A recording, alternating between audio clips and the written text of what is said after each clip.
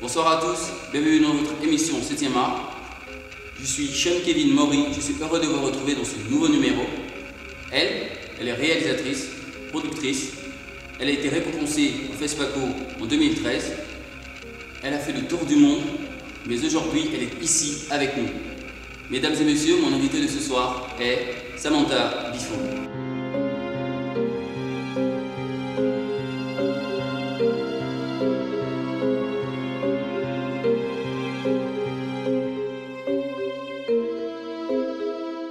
Bonsoir Samantha Bifo, comment allez-vous? Ça va très bien, merci. Alors, vous avez une particularité d'avoir vécu en Afrique, en Europe et à Séoul, en Corée du Sud. Lequel de vos séjours vous a influencé sur votre décision de faire du cinéma? Je dirais que mon séjour en Corée du Sud, j'ai vécu 6 ans là-bas de l'âge de 11 à 16 ans. Et c'est là-bas que j'ai commencé à prendre la caméra parce que je m'ennuyais si loin de tout. J'ai commencé à prendre la caméra, à écrire, à faire mes premiers courts-métrages. Vous suivez une formation littéraire au lycée. Est-ce pour cela que vous avez envie de mettre en scène des histoires? Non, je dirais l'inverse. C'est comme j'aimais beaucoup déjà raconter des histoires, j'avais envie de faire du cinéma. Je savais que c'était la filiale littéraire qui me permettrait d'exploiter ça le mieux, quoi. C'est pas en sciences économiques ou en scientifique que j'allais pouvoir faire ce genre de choses. Donc, voilà. Alors, vous aviez déjà un attrait pour le style documentaire? Non, je dois avouer que c'est une autre réalisatrice gabonaise, Pauline Vélé, qui est dans le documentaire, qui m'a donné envie de faire du documentaire parce qu'elle est vraiment passionnée par ce sujet et elle m'en parlait énormément et je me suis dit un jour, pourquoi pas tenter aussi le documentaire. Alors, vous détenez une licence de cinéma en montage, c'est ça? Lorsque vous retrouvez votre diplôme en poche, comment faites-vous pour intégrer le milieu du cinéma? Un milieu si atypique. Comme beaucoup, je pense, quand on est en France, on commence, c'est par les stages en fait. Il faut faire énormément de... C'est un système en France qui marche énormément par les stages. Donc j'ai fait vraiment plein de stages dans des boîtes de production pour comment dire, mettre un pied à l'étrier. En tout cas, c'est comme ça qu'on commence. Quand on commence là-bas, on ne peut pas commencer tout de suite avec un haut poste. On considère là-bas dans le système français qu'il faut faire des années et des années de stage, puis assistant avant de pouvoir prétendre à avoir un vrai poste. Par exemple, je sais que pour un cadreur, pour devenir chef opérateur, il faut avoir fait au moins 9 longs métrages en tant qu'assistant avant de pouvoir être... et disons on va dire que quelqu'un qui a de la chance, il va faire un long métrage par an. Donc il y en a qui vont vraiment peut-être attendre 9 ans avant de pouvoir être vraiment chef op et avoir les rênes. Voilà.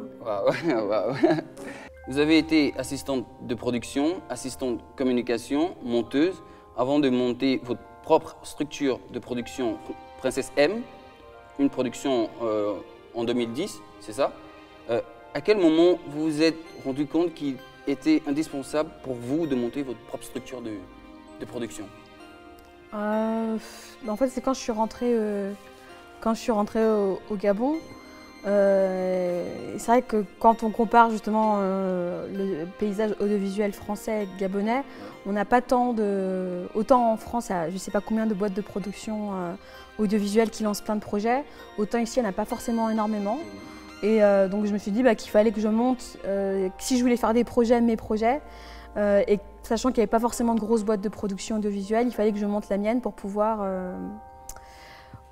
lancer mes propres projets, voilà, en attendant.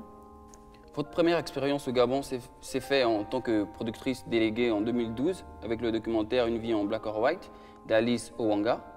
Comment ce projet est-il arrivé à vous? Alors c'est Alice qui est venue vers moi et mon associé, Pierre Secaldi, et qui a dit qu'elle voulait faire un documentaire sur Michael Anissé, son parcours et sa vie en troupe de danse. Elle avait fait une première proposition à l'IGIS, l'Institut Gabonais de l'Image et du Son, qui avait décliné. Donc elle cherchait d'autres producteurs. Et comme on se connaissait déjà, parce que en tant que monteuse, je l'avais déjà côtoyé pour son premier documentaire. Je ne l'ai pas monté, mais je l'ai rencontré dans les couloirs de l'IGIS. Elle est venue vers moi et mon associé et on a décidé de l'aider dans ce projet en étant producteur. Alors ce projet, attendez, c'était pas votre première collaboration avec l'IGIS, ce projet? Non, j'avais déjà monté auparavant la série Pango et Wally. J'étais assistante monteuse. La chef monteuse était Jeanne Tourny Parigonjou et voilà. Ok. Et j'avais monté aussi quelques, à l'époque du 50e de l'indépendance, l'IGIS avait fait des petites vidéos sur la culture, l'histoire du Gabon, quoi que ce soit, et c'était la première fois que j'ai vraiment travaillé. C'était la première fois que vous avez vraiment travaillé avec l'IGIS? Voilà, en tant que monteuse. C'était en quelle année? En 2010, le cinquantenaire. 2010. Ouais. Et comment s'est faite la rencontre? Comment l'IGIS En fait, j'avais rencontré le directeur général de l'IGIS 3 ans avant, M. Imunga Ivanga, 3 ans avant, en 2007, à Paris, où à l'époque il était descendu à Paris. Alors, je ne sais plus à quelle occasion, mais il rencontrait de jeunes Gabonais qui étaient en France dans le cinéma. Et je sais qu'à l'époque, il avait aussi rencontré Manouche Kalabouba. Et il m'avait rencontré et il avait dit bon, il faut rentrer au pays, on a besoin de jeunes cinéastes formés pour revenir. Et c'est comme ça d'abord que j'ai rencontré. À l'époque, il n'était pas encore directeur général, c'était encore M. Charles Mensa, feu Charles Mensa. Mais voilà, donc c'est la première rencontre que j'ai eue. Je voulais encore faire encore travailler en France pour m'aguerrir, pour encore plus me former.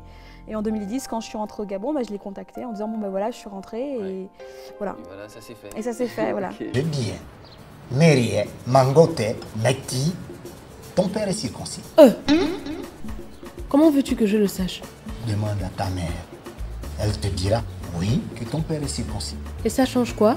Mais ça change que si tu demandes à ton sauvage de père si on doit circoncire ou non son futur petit-fils, il tranchera en faveur de son sauvage de beau-fils, que je souffre. Car lui et moi, nous avons la même pensée d'une autre époque. Les temps changent. Et tu es mon partenaire. Mon père n'a plus rien à voir dans les décisions que j'ai à prendre.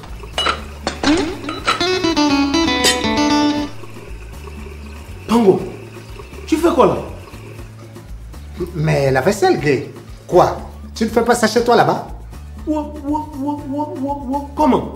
Comment veux-tu que j'arrache le travail à mes femmes et à mes enfants? Si je me mets à faire leur travail, tu crois qu'ils vont pouvoir faire le mien?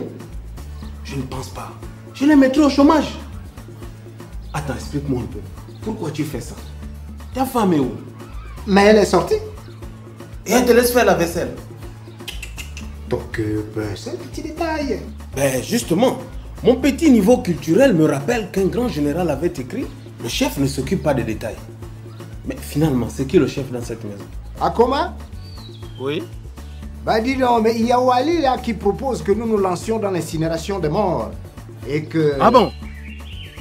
Vous voyez Pango, vous voyez? Non mais ta femme c'est une vampireuse. Non, vraiment. Ça c'est une vraie sorcière. Comment ça? Qu'est-ce qu'il a dit? Il a dit quoi? Ah ben lui-même il va te dire.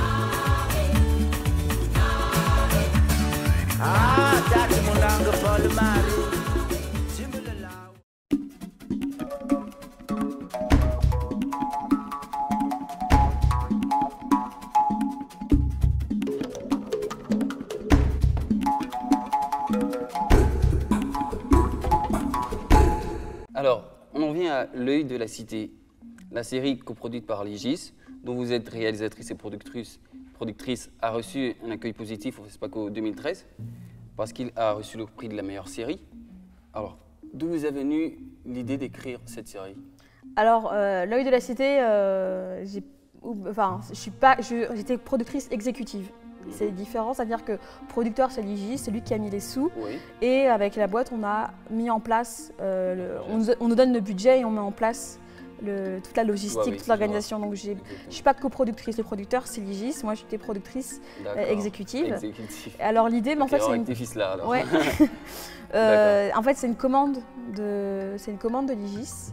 À l'époque, M. Ivanga qui m'avait appelé dans son bureau et qui m'a demandé qu'il y avait un concept, qu'il voulait créer une série qui puisse sensibiliser les Gabonais sur des faits de société et différents faits de société, et il m'a demandé d'écrire quelque chose.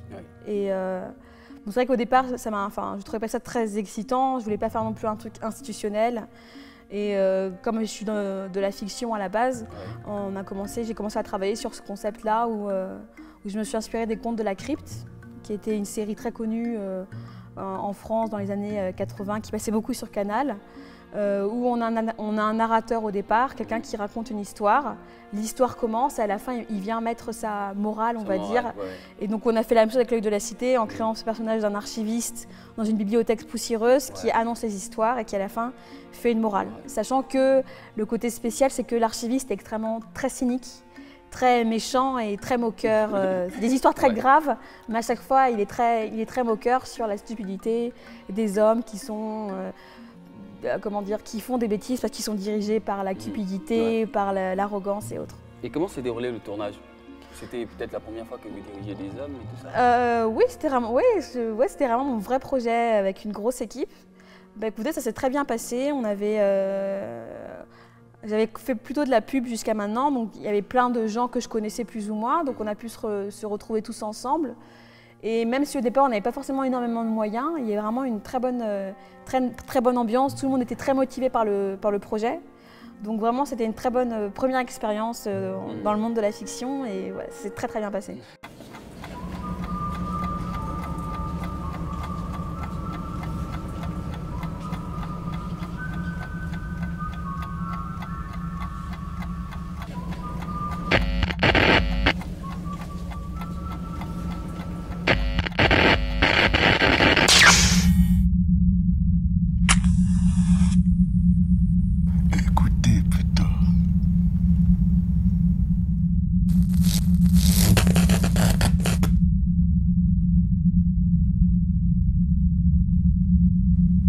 Comment avez-vous vécu la récompense en elle-même?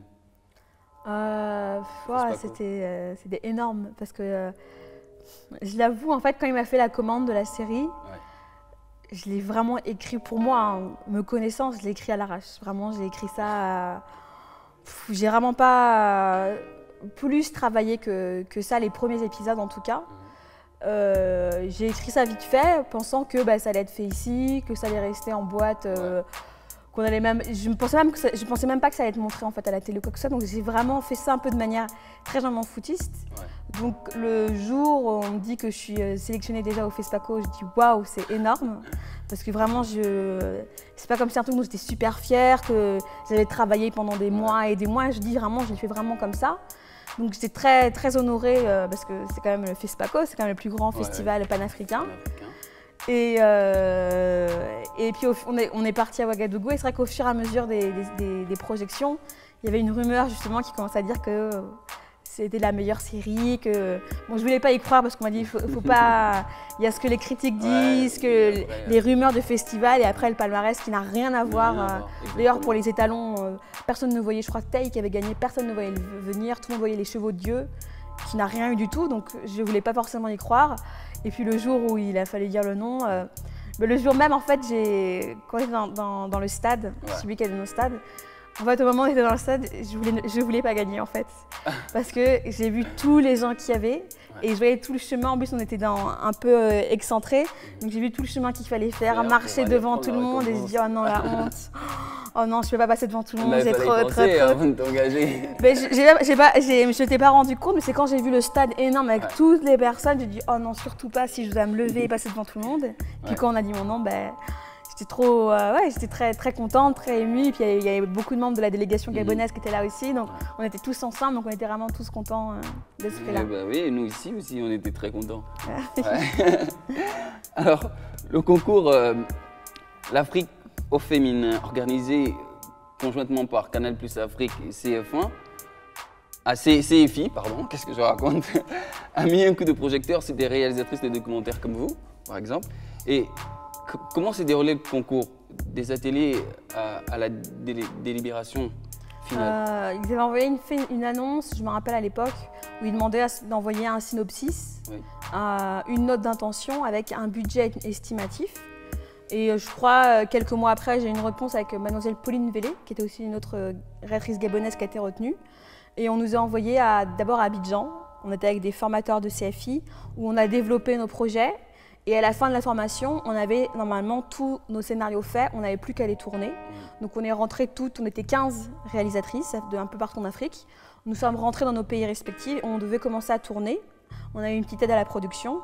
On a tourné et suite à ça, on devait envoyer des images à Paris. Et à partir des images qu'ils voyaient, si la qualité était là, ils en sélectionnaient quelques-unes pour partir, cette fois-ci à Dakar, faire la formation en montage et monter avec des formateurs. Donc on était 15 au départ, on s'est retrouvés 13 à Dakar, où on a monté pendant 2 semaines avec des formateurs.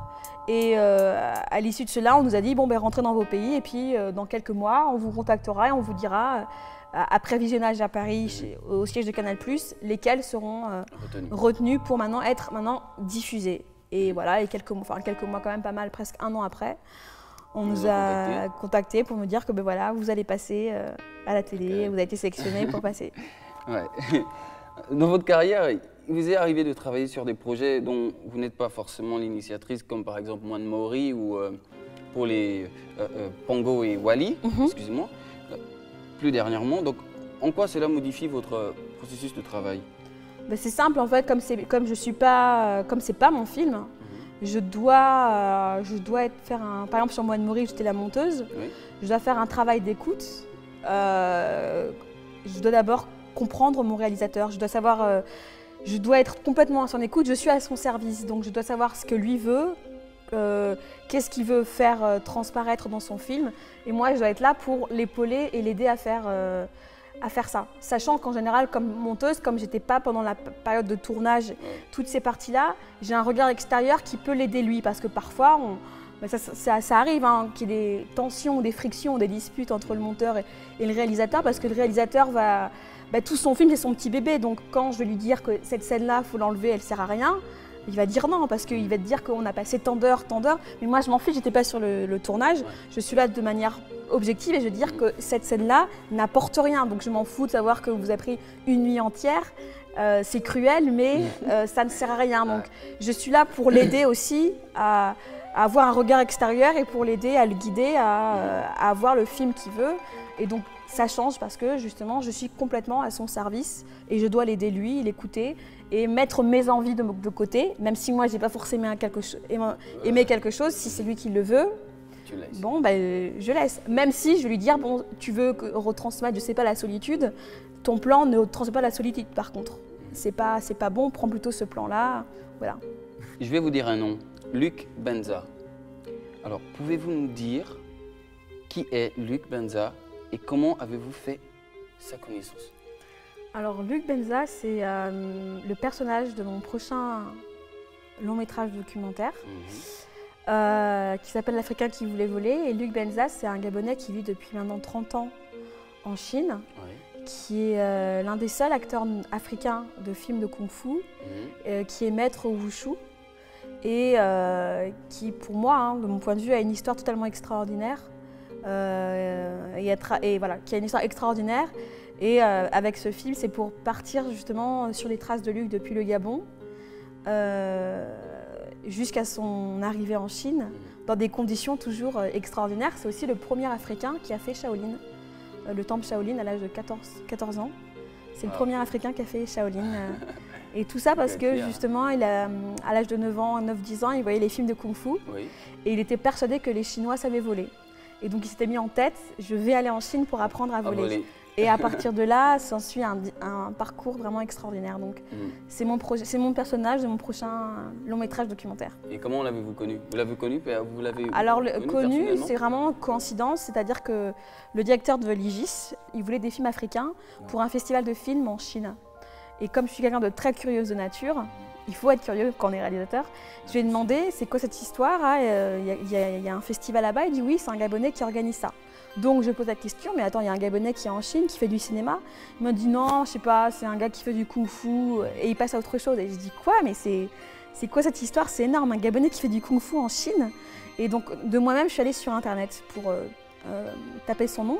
Et je suis tombée sur plein d'articles quand même de gros journaux comme Jeune Afrique, L'Express ou Figaro, Libération, qui parlaient de Luc Benza en Chine. Mais aucun vraiment média local. Et c'est vrai que je me suis dit, c'est une histoire qu'il faut raconter au cinéma.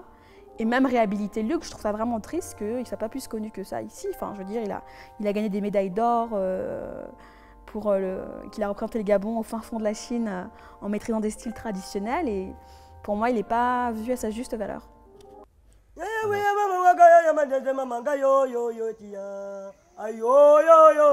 光说不做不成，光做不说也不成，那么必须的是相结合，quand on parle et tu ne fais pas, c'est impossible. Si tu fais et tu ne parles pas, c'est impossible. Ce sont les caractéristiques des arts martiaux chinois.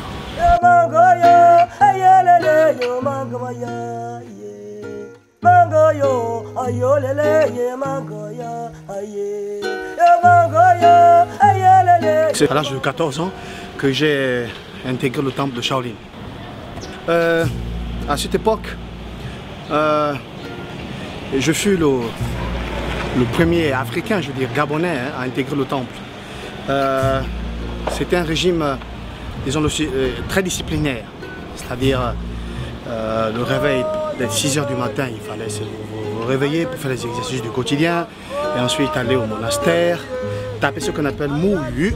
Mouyu, vous savez, c'est une espèce de truc en bois avec un petit bâton dessus. Gong, gong, gong, gong, gong, gong. Gong, voilà, c'est ce qu'on appelle mouyu. Bon, moi je ne savais pas ce qu'il disait. Bon.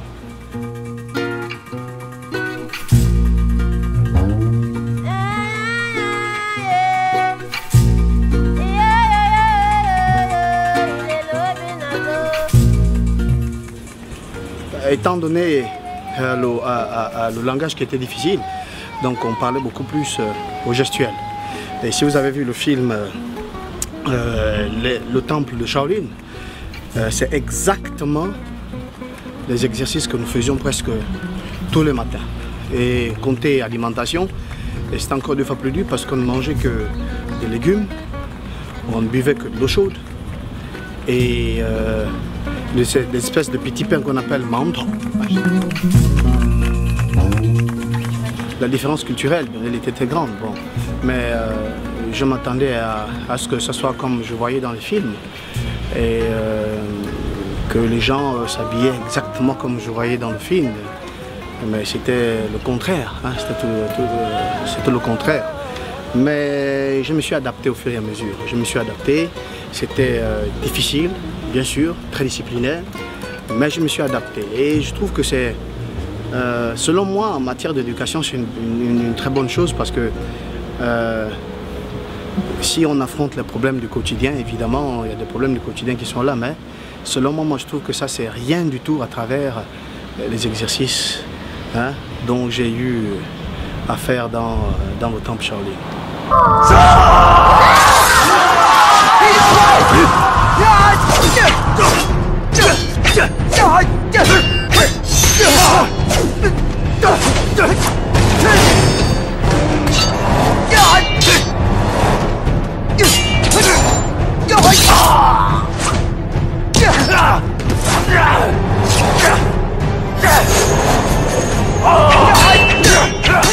On arrive au terme de notre émission.